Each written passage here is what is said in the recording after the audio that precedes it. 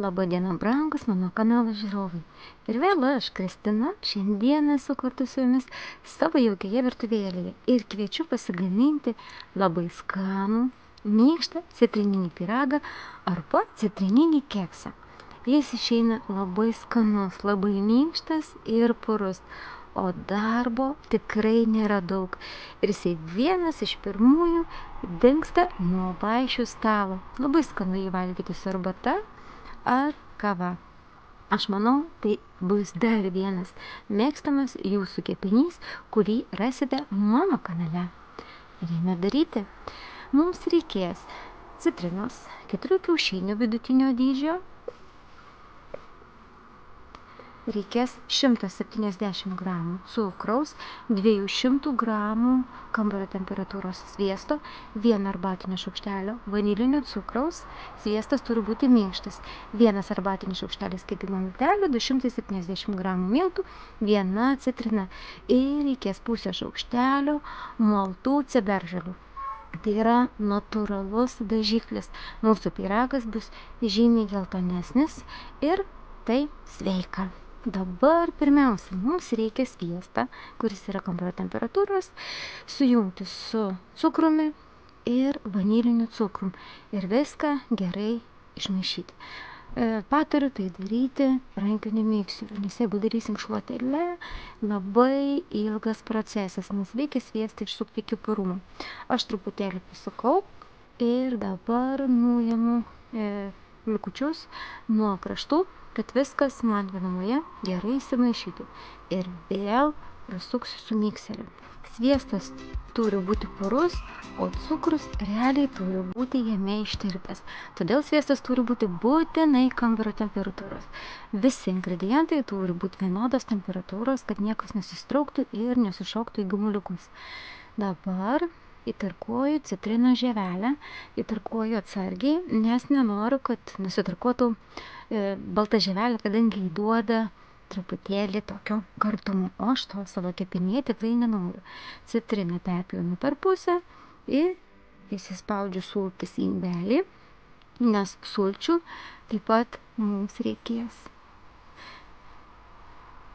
Brangus mano žiūrovai, visi veiklūs ingredientai yra surašyti po video aprašyme. Ir vėl maišau mikserio pagalba sviesto ir cukraus masę, įsimaišo žievelę ir po truputėlį neskubėdama supilu citrinos sultis ir viską gerai išmaišau.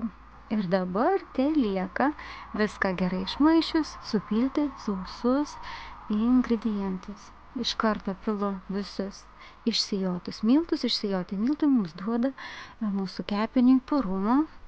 Įdėsiu 1 arbatinį šaukštelį kepimo miltelių, arbatinį šaukštelį su kaupu ir dar trūksta mums pusę šaukštelio maltų ciberžolių. Tai nepamirškit, mano brangūs žiūrovai, kad tai yra natūralus dažiklis. Ir taip pat tai yra skanu ir sveika. Žinoma, skonio nesijaučia, bet spalvos ši ciberžolė tikrai priduoda. Ir mikserio pagalba viską vėl gerai išmaišau iki vientisumo. Viskas darosi labai lengvai ir paprastai. Dabar atskirame sausame ir švariame inde reikia mums išsiplakti iki purumo 4 vidutinio dydžio kiaušinius. Įdedu žiupsnelį druskos ir viską gerai išmaišau rankinio mikserio pagalba. Galima, žinoma, tai daryti ir su stacionariu mikseriu, bus žymiai greičiau. Bet aš jums noriu viską parodyti, kad galima pasidaryti ir su paprasčiausiu rankiniu mikseriu. Reikia išsukti iki purumo. Masė, pažiūrėkit, kaip padidėja, pakyla, bet jinai dar skista. Reiškia, dar reikia sukti. Taip pat dėl minučių, kuriuose galima įsiterpti. Ta prasme, galit mikseriuoti 5 minutės, galit mikseriuoti 10, viskas priklauso nuo jūsų mikserio galingumo. Viskas, masė tokia tiršta ir gan puri. Dar kartą šaukštu išmaišau sviesto miltų masę ir truputėlį įdedu plakto kiaušinį. Ir visą tai, žinoma, mes galime išmaišyti šaukštu. bet tai procesas užtruks labai ilgai, kadangi sviestas vis tiek tai yra riebalas ir kiaušinis labai sunkiai nori įsimaišyti. Bet geriausia, žinokit, ir greičiausia tai padaryti mikseriu.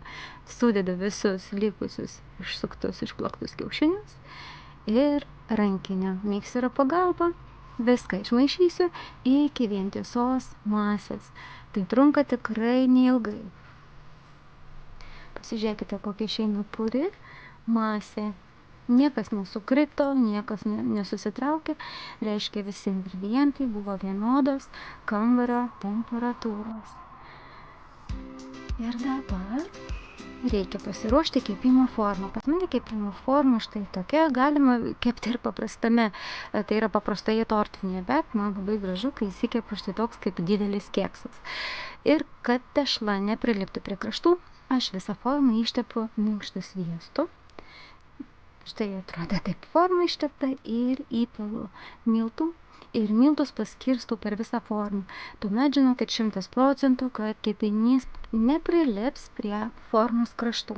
Tai išbandyta ir aš garantuoju, svarbiausia visą tai gerai padaryti taip kaip aš. Ir dabar visą tešlą reikia supilti į formą ir tolygiai paskirstyti orkaitę įjungiu iki 170 laipsnių, viršus, apačia ir ventiliatorius ir kepa mūsų didžiulis pyragas, didžiulis keksas 40 arba 45 minutės. Aš jungiau ant 45 ir žinokit, tų 5 minučių man buvo per daug.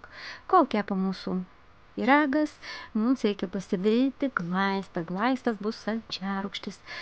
Aš įpyliau 30 ml citrinos sulčių ir dėjau po šaukštelį, po tokį didelį šaukštelį su kaupu cukraus pudros. Man išėjo 20 gerų šaukštelių.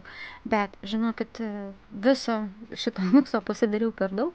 Būtų užtekę ir 15 ml citrinos sulčių ir 10 šaukštelių cukraus pudros. Kepinys iškepė, atrodo nuostabiai, kvapas. Na, jeigu kepsite, pajausite, koks tai yra skanus ir viliojantis citrininio pyrago kvapas. Nuimu formą truputėlį karštoka ir štai taip atrodo mūsų citrininis pyragas.